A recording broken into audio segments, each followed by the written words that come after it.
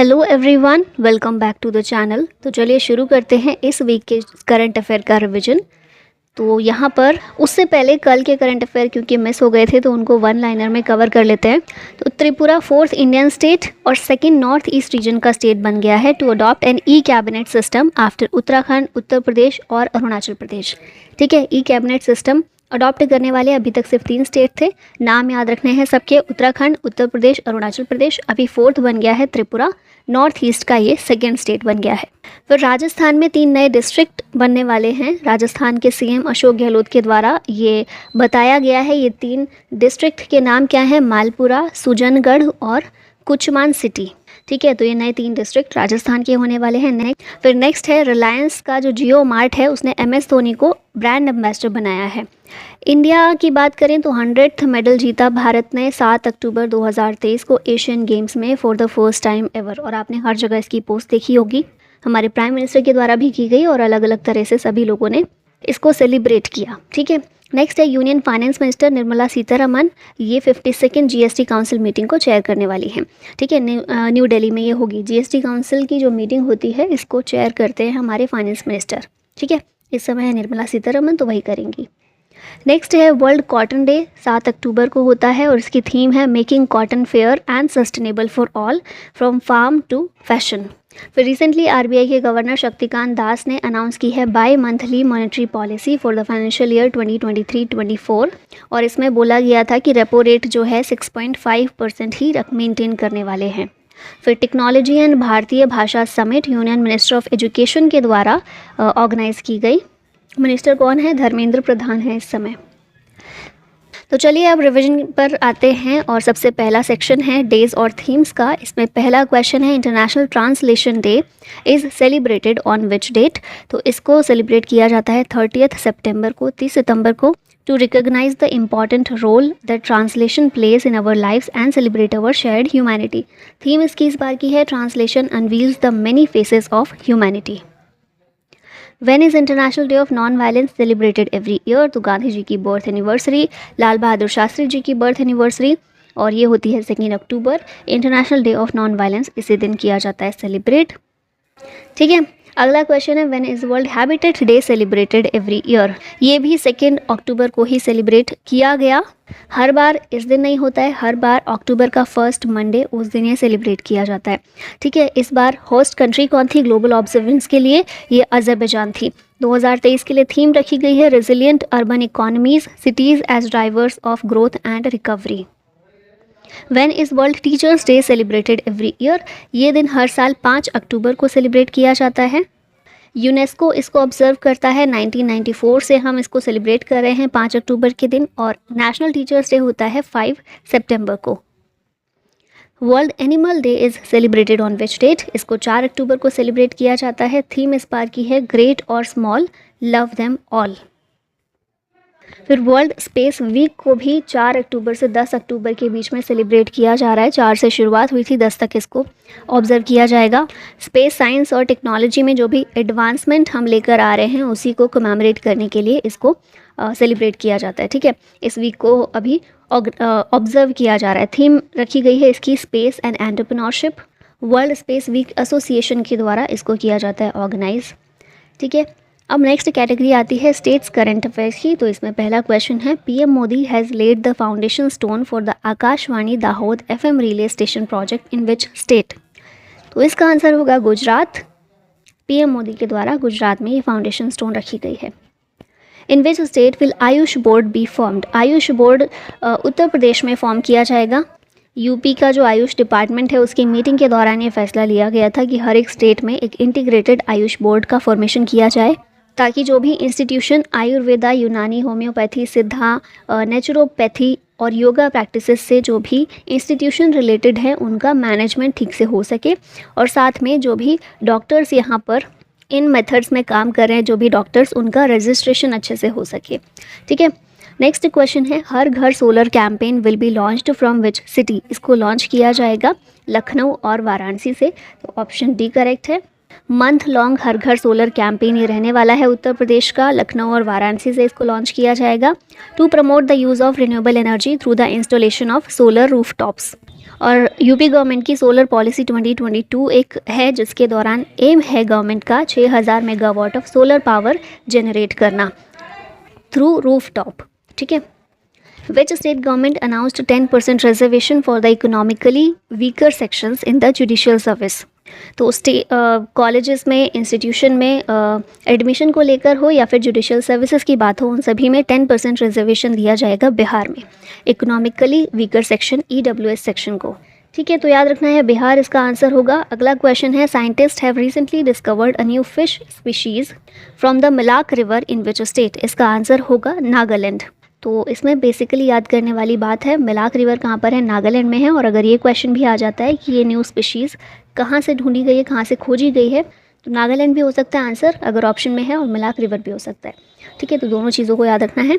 अगला, अच्छा इसका नाम भी यहाँ पर है, ये भी याद रखिएगा थोड़ा सा, बैडिस लिमाकुमे। 50th India international net fair will be held in? इसको तमिलनाडु में ऑर्गेनाइज किया जाएगा। इंडिया इंटरनेशनल नेट फेयर 12 से 14 अक्टूबर को तिरुपुर तमिलनाडु में। और इसकी थीम क्या है? Active and sports fair, environmental social governance, artificial intelligence और digitalisation. India's largest pumped storage project is inaugurated in which state? इसको इनॉग्रेट किया गया MP में, मध्य प्रदेश में। और इनॉग्रेट किसने किया? MP के CM शिवराज सिंह चौहान के द्वारा किया गया है। ग्रीनको ग्रुप के द्वारा इसको डेवलप किया गया है। Central tribal university will be set up in which state of India? इसको तेलंगाना में किया जाएगा सेटअप। तेलंगाना में भी कहाँ पर? मुलुगु डिस्ट्रिक्ट में। इस प्रोजेक्ट की कॉस्ट रहने वाली है 900 करोड़ रुपीज़। इसका नाम रखा जाएगा after the tribal goddesses Sammakka and सरक्का। इसके अलावा सेंट्रल यूनिवर्सिटी ऑफ हैदराबाद को इंस्टीट्यूशन ऑफ एमिनेंस का टाइटल भी दिया गया है। और इसके बाद अब इसको, इस university, central university of Hyderabad को स्पेशल फंड प्रोवाइड किया जाएगा। नेक्स्ट कैटेगरी आती है हमारी सेंट्रल गवर्नमेंट से रिलेटेड करंट अफेयर। तो इसमें पहला क्वेश्चन है गोबर्धन स्कीम के बारे में। कौन सी मिनिस्ट्री से ये एसोसिएटेड है? तो ये मिनिस्ट्री ऑफ जल शक्ति से संबंधित है। ऑप्शन A करेक्ट है।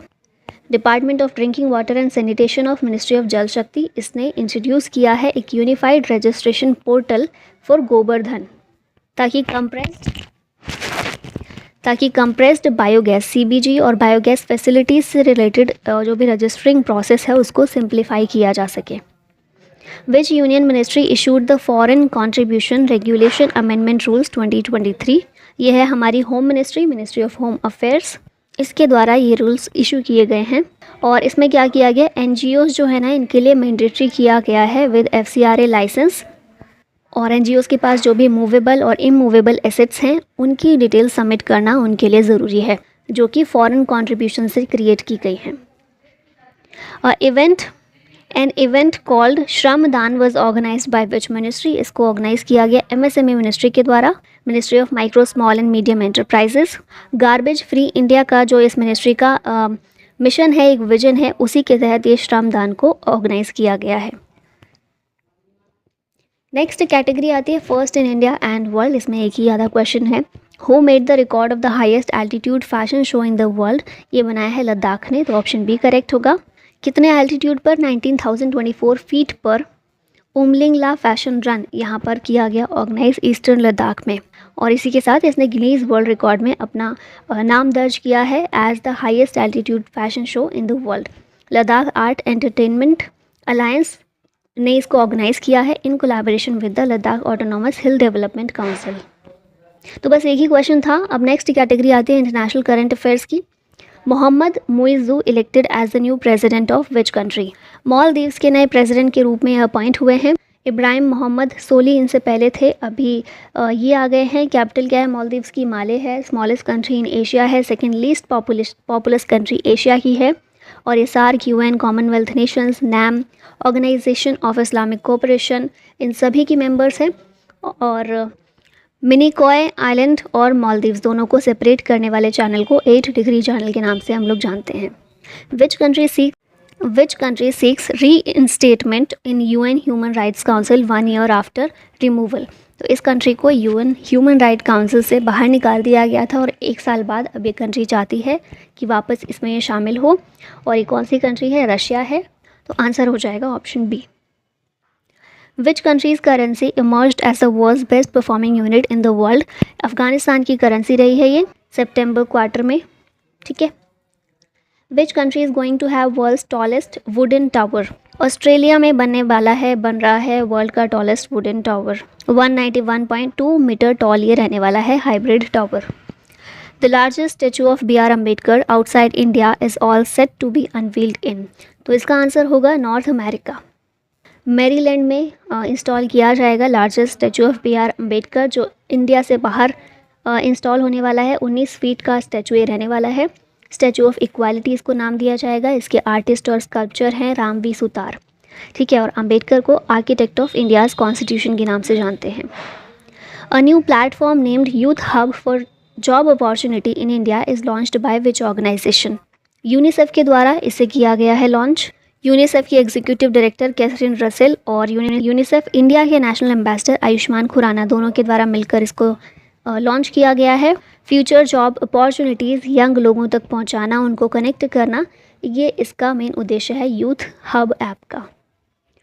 नेक्स्ट कैटेगरी आती है हमारी बैंकिंग और इकोनॉमिक्स की। तो इसमें पहला क्वेश्चन है which bank has partnered with Sahi Bandhu to launch doorstep gold loan facility called KBL Swarna बंधु? तो नाम क्या है इसका? KBL स्वर्ण बंधु। एक तरह का डोर स्टेप गोल्ड लोन है, दरवाजे तक पहुंचेगा आपके, गोल्ड लोन है इस तरह का। और कर्नाटका बैंक के द्वारा इसको किया गया है लॉन्च, ठीक है। बस इतना याद रखना है। कर्नाटका बैंक के बारे में देखना चाहें कुछ चीज़ें तो 1924 में इस्टेब्लिश हुआ था। मैंगलोर कर्नाटक में हेडक्वार्टर है। MD और CEO हैं श्री कृष्णन हरिहरा शर्मा और टैगलाइन है इसकी your family bank across India. Who has been appointed as new executive director of RBI? ये हैं Munish Kapoor. Monetary policy committee के सेक्रेटरी रह चुके हैं। इसके अलावा एग्जीक्यूटिव डायरेक्टर के एडवाइज़र रह चुके हैं IMF में, ठीक है, 2012 से 15 तक, और अभी ये बन गए हैं executive director of RBI। Who is the MD and CEO of Canara bank? ये हैं K सत्यनारायण राजू। यहाँ कुछ चीज़ें देख लेते हैं। Deputy governor of RBI M Rajeshwar Rao हैं। 1 साल के लिए इनको रीअपॉइंट किया गया है। MD and CEO of ICICI Lombard Sanjeev मंत्री हैं। भार्गव दास गुप्ता की जगह ये आए हैं। Vice president for Asian development bank market solutions Bhargav Das Gupta हैं। HDFC बैंक के MD और CEO हैं शशिधर जगदीशन। 3 साल के लिए इनको फिर से रीअपॉइंट किया गया है। और मास्टरकार्ड इंडिया के चेयरमैन हैं रजनीश कुमार। नेक्स्ट बात करते हैं अवार्ड्स और ऑनर्स की। तो इसमें पहला क्वेश्चन है who is the recipient of the 2023 शास्त्र रामानुजन प्राइज़? तो ये जो शास्त्र रामानुजन प्राइज़ है रुइजियांग जांग को दिया गया है। USA में यूनिवर्सिटी ऑफ कैलिफोर्निया में एक असिस्टेंट प्रोफेसर हैं, इनको ये मिला है। Who is nominated as best director at Asia Pacific screen awards? Rima Das इसमें नॉमिनेट हुई हैं बेस्ट डायरेक्टर कैटेगरी में। इनकी फिल्म तोराज हस्बैंड के लिए। Which of the following actress got nominated as best lead actress in Busan film festival? ये हैं Karishma Tanna, option B correct है। स्कूप इनकी जो मूवी आई थी रिसेंटली, उसमें परफॉर्मेंस इनकी जो रही है उसके लिए इनको नॉमिनेट किया गया है। और ये जो स्कूप है एक बुक पर आधारित है, ये हंसल मेहता के द्वारा क्रिएट की गई है। और ये जो ड्रामा है स्कूप नाम का, ये अडॉप्ट किया गया है ये अडेप्ट किया गया है एक बुक से जिसका नाम है behind bars in Byculla my days in prison. ये जिग्ना वोरा के द्वारा इस बुक को लिखा गया है। इसी बुक से ये क्रिएट किया गया है ड्रामा। और इसी के लिए जो परफॉर्मेंस रही है करिश्मा तन्ना की, उसके लिए इनको नॉमिनेट किया गया है बुसान फिल्म फेस्टिवल में बेस्ट लीड एक्ट्रेस के तौर पर। अच्छा, यहाँ पे एक शब्द है बायकुला न्यूज़ में क्यों था ये बताइए, और है क्या ये? Who won the Nobel prize for medicine in 2023? ये जीता है कैटलिन कैरिको और ड्रू वीजमैन ने, ऑप्शन डी करेक्ट होगा। कैटलिन कैरिको हंगरी से हैं, ड्रू वीजमैन USA से हैं। और इन्होंने कोविड-19 के लिए जो mRNA वैक्सीन्स बनी थी उसमें न्यूक्लियोसाइड बेस मॉडिफिकेशन की ज़रूरत थी उसके डेवलपमेंट के लिए, ठीक है। तो उसकी डिस्कवरी इन्होंने की थी जिसकी वजह से इनको मिला है ये नोबेल प्राइज़। लास्ट ईयर का मिला था ये स्वांते पावो को। Who won the Nobel prize for physics in 2023? ये मिला है पियरे अगोस्टिनी, फ्रैंक क्रॉस और NAL ह्यूलियर, इन तीनों को ही मिला है। ये दोनों फ्रांस से हैं और फ्रैंक क्रॉस हंगरी से बिलोंग करते हैं। तो ऑप्शन डी यहाँ पर होगा करेक्ट। इनको मिला क्यों है? For the experimental methods that generate attosecond pulses of light for the study of electron dynamics and matter. Who won the Nobel prize for chemistry in 2023? ये भी 3 लोगों ने जीता है, ये आप देख ही रहे हैं नाम सामने, Moungi Bawendi, Louis Brus, Alexei Ekimov. तीनों ही यूएसए से बिलोंग करते हैं और क्यों मिला है? For the discovery and synthesis of quantum dots. Who has won the Nobel prize in literature 2023? Jon Fosse को ये दिया गया है, नॉर्वे से बिलोंग करते हैं। क्यों मिला है? For his innovative plays and prose which give voice to unsayable. और last year Nobel prize in literature मिला था फ्रेंच ऑथर एनी एर्नॉक्स को। अब हमारी नेक्स्ट कैटेगरी है स्पोर्ट्स करेंट्स की। तो इसमें पहला क्वेश्चन है, which of the following mixed doubles pair won the gold medal in the Asian games 2023? ये हैं रोहन बोपन्ना और Rutuja Bhosale. Option B correct होगा। एशियन गेम्स के लिए ना अलग से आपके लिए सेपरेट एक वीडियो आ जाएगी, तो उसको ज़रूर देखिएगा, क्योंकि 100 मेडल हमने जीते हैं, तो 100 के 100 तो याद नहीं करने हैं, बहुत ज़्यादा हो जाएंगे। जितने इंपॉर्टेंट है वो ज़रूर देख लेंगे, ठीक है। Next, Indian mains badminton team one which medal at the Asian games 2023? तो इसने सिल्वर मेडल जीता है इसमें। अच्छा, ये गलत हो गया है, ऑप्शन बी आएगा यहाँ पर। चाइनीज़ टीम ने गोल्ड जीता है इसमें, भारत ने silver medal. Which team one safe under 19 championship 2023? ये जीता है भारत ने safe under 19 championship. Runner up इसमें पाकिस्तान था और फाइनल मैच हुआ था नेपाल में। Which team one the Iranian cup 2023-24? ये जीता है रेस्ट ऑफ इंडिया ने सौराष्ट्र को हराकर, ठीक है। राजकोट में जो फाइनल मैच है वो हुआ था। Who has been named by ICC as the global ambassador for ODI world cup 2023? Global ambassador ICC के द्वारा चुने गए हैं सचिन तेंदुलकर, पहले स्पोर्ट्स पर्सन हैं जिन्हें भारत रत्न दिया गया था 2014 में। और आईसीसी वर्ल्ड कप के ब्रांड एम्बेसडर तो आप लोगों को पता ही है, शाहरुख खान है। Who became the first Indian woman to win a javelin gold in Asian Games history? तो ये है अनु रानी, ऑप्शन ए करेक्ट है। पहली इंडियन वुमेन बनी है जिन्होंने जेवलिन में गोल्ड जीता है एशियन गेम्स की हिस्ट्री में, ठीक है। इनका थ्रो कितना था? 69.92 मीटर का। यहाँ पर एशियन गेम्स की कुछ बेसिक चीज़ें, एशियाड के नाम से भी इसको जानते हैं। हर 4 साल पर होता है, कॉन्टिनेंटल मल्टी स्पोर्ट इवेंट है। पूरे एशिया से एथलीट्स इसमें पार्टिसिपेट करते हैं। पहली बार एशियन गेम हुआ था न्यू दिल्ली में 1951 में, ठीक है। इसके अलावा 1982 में भी इंडिया ने होस्ट किए थे एशियन गेम्स। फिर 19th एशियन गेम्स 2022 के जो अभी हो रहे हैं चाइना में हो रहे हैं। मैस्कॉट है चैन चैन, कोंग लियान लियान। फिर 2026 वाले होंगे जापान में। पहली इंडियन वुमेन जिन्होंने एशियन गेम्स में गोल्ड मेडल जीता वो हैं कमलजीत संधू। और पहली इंडियन वुमेन रेसलर जिन्होंने एशियन गेम्स में गोल्ड मेडल जीता वो हैं विनेश फोगाट। अब आती है हमारी नेक्स्ट कैटेगरी इंपॉर्टेंट अपॉइंटमेंट्स की। तो इसमें पहला क्वेश्चन है, who is the current chairman of CBDT, central board of direct taxes? इसके करंट चेयरमैन हैं नितिन गुप्ता और इनका जो टेन्योर है वो एक्सटेंड कर दिया गया है, अब जून 2024 तक यही रहने वाले हैं, ठीक है। सीबीडीटी एक स्टैट्यूटरी अथॉरिटी है जो कि central board of revenue act 1963 के तहत फंक्शन करती है। Department of revenue, ministry of finance का एक पार्ट है और ये डायरेक्ट टैक्सेस से रिलेटेड जो भी पॉलिसी और प्लानिंग होती है उसके लिए इनपुट प्रोवाइड करती है। Who has become the brand ambassador of Hisense? Ravindra Jadeja बनाए गए हैं। हाइसेंस ग्लोबल लीडर है कंज्यूमर इलेक्ट्रॉनिक्स और होम अप्लायंस के मामले में। इसके ब्रांड एम्बेसडर रविंद्र जडेजा। यहाँ कुछ रिसेंट अपॉइंटमेंट्स देख लेते हैं एक साथ। दिनेश दसा यूपीएससी के नए मेंबर बने हैं। K N. Shanth Kumar press trust of India board के चेयरमैन हैं। पीएम मोदी के एडवाइज़र हैं अमित खरे, इनको रीअपॉइंट कर दिया गया है। पेंगुइन रैंडम हाउस के सीईओ हैं Nihar Malviya. Chairman of digital infrastructure providers association Dhananjay Joshi हैं। डिजिटल इंफ्रास्ट्रक्चर प्रोवाइडर्स एसोसिएशन के वाइस चेयरमैन हैं Sandeep Girotra. First women army surgeon in para commando Payal Chhabra हैं। अब आता है नेक्स्ट कैटेगरी पर, समिट्स और कॉन्फ्रेंसेस की बात करें तो पहला क्वेश्चन है, union home minister Amit Shah chaired the 31st meeting of the northern zonal council held in which city? ये हुई थी अमृतसर में। और नॉर्दर्न जोनल काउंसिल के अंदर जितने भी स्टेट्स आते हैं उन सभी के हेड इसमें शामिल हुए थे, जैसे कि पंजाब, हरियाणा, हिमाचल प्रदेश, दिल्ली, जम्मू कश्मीर, लद्दाख, चंडीगढ़।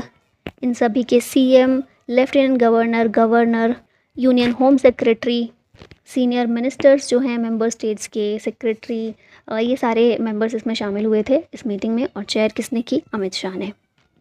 भारतीय भाषा उत्सव and technology summit is launched bye home? इसको लॉन्च किया गया धर्मेंद्र प्रधान, हमारे एजुकेशन मिनिस्टर के द्वारा। और इसका एम क्या है समिट का? टेक्नोलॉजिकली इनरिच्ड फ्यूचर फॉर भारतीय लैंग्वेजेस इन एजुकेशन। नेक्स्ट आता है एमओयू और एग्रीमेंट। तो इसमें क्वेश्चन है India and which country signed social security agreement. India और अर्जेंटीना के बीच में ये अग्रीमेंट को साइन किया गया है। और जितने भी सोशल सिक्योरिटी के लिए स्कीम्स चल रही है ना, जैसे ओल्ड एज लोगों के लिए है सर्वाइवर्स पेंशन और permanent total disability pension for employed person as well as to legislation in Argentina, इन सभी टॉपिक से रिलेटेड दोनों के बीच में किया गया है collaboration. India signed MoU with which country to collaborate in space and AI. इसके लिए इंडिया ने यूएई के साथ में एक एमओयू साइन किया है to strengthen and develop industries with special emphasis on technology transfer, artificial intelligence and space technology. Piyush Goyal शामिल हुए थे, अबू धाबी में गए थे, फिर उनके द्वारा वहाँ साइन किए गए भारत की ओर से। नेक्स्ट कैटेगरी आती है इंडेक्स और रिपोर्ट्स की। तो यहाँ पर पहला क्वेश्चन है विच institution released a report titled India ageing report 2023। ये जो रिपोर्ट है इसको UNFPA के द्वारा किया गया है रिलीज़। UNFPA यानी कि United Nations population fund, in collaboration with the international institute for population sciences, इसने रिपोर्ट रिलीज़ की है इंडिया एजिंग रिपोर्ट 2023। इसमें बताया गया है कि इंडिया की एल्डरली पॉपुलेशन जो है 2050 तक ये डबल हो जाएगी, 20% हो जाएगी। फिर आता है हमारा डिफेंस करंट। इसमें पहला क्वेश्चन है भारत ड्रोन शक्ति exhibition 2023 was inaugurated in which state और यूटी। आंसर होगा इसका Uttar Pradesh, option D correct है। इंडियन एयरफोर्स और ड्रोन फेडरेशन ऑफ इंडिया के द्वारा जॉइंटली इसको ऑर्गेनाइज किया गया है। Sampriti exercise is conducted between which to countries. तो ये एक्सरसाइज इंडिया और बांग्लादेश के बीच होती है। ठीक है, संप्रीति 11th एडिशन था, मेघालय में इसको किया गया कंडक्ट और पहला एडिशन 2009 में हुआ था। तो बस इतना ही है, लास्ट क्वेश्चन था ये हमारे आज के इस वीडियो का। एंड आई होप पूरे वीक का रिवीजन अच्छे से हो गया होगा। और फिर लास्ट में मंथली तो हम करेंगे ही महीने के एंड में। इसे एंड करते हैं यहीं पर। Thank you so much for watching. जय हिंद।